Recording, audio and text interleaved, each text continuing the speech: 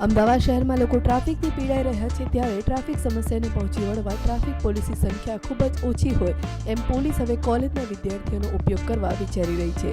Traffic પોલીસના ઉચ્ચ અધિકારીઓ વિચારી રહ્યા છે કે જો કોલેજના વિદ્યાર્થીઓ ટ્રાફિક વિભાગમાં નોકરી કરશે તો ટ્રાફિક અધિકારીઓને સરળતા રહેશે અને ટ્રાફિક પર પણ નિયંત્રણ મેળવી શકાશે.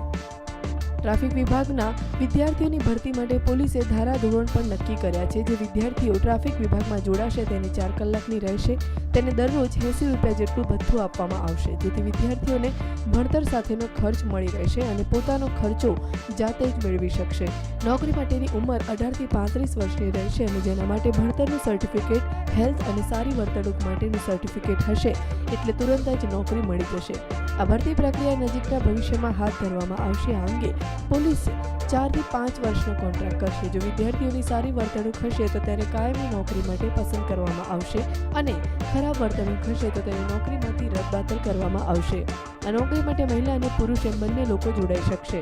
અગાઉ પણ 2009માં પોલીસે આ જ રીતે ટ્રાફિક બ્રિગેડ તરીકે પ્રોજેક્ટ લોન્ચ કર્યો હતો, જેમાં 325 જેટલા પુરુષો તથા 40 જેટલી મહિલાઓ જોડાઈ હતી અને દૈનિક ભથ્થું 180 રૂપિયા આપવામાં આવતા હતા. પોલીસ અવનવા ઉપાય શોધી રહી છે ટ્રાફિક સમસ્યાને પહોંચી વળવા, ત્યારે વધુ એક ઉપાય અજમાવવા પોલીસ વિચારી રહી છે. ત્યારે જોવું રહેશે કે આમાં પોલીસને કેટલી સફળતા મળી રહી છે. Kashyap Joshi, news online, Ahmedabad.